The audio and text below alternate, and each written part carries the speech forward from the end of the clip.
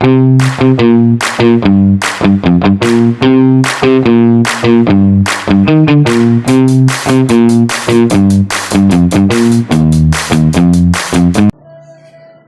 ma'am, good evening. I am Princess Enera Kipo from the SIT 2C. I am today because I want to tell the reflection of Zumba. Number 1. Which Zumba do you like and most and why?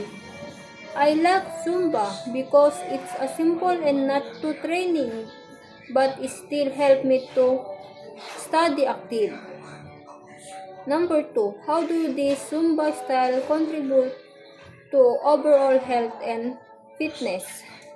They help me improve physical health by making body stronger, more flexible and active.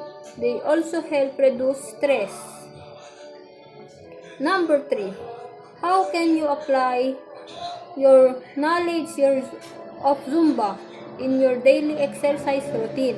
I can use Zumba as a daily exercise by following routine as at the home and choosing the style fit my energy level.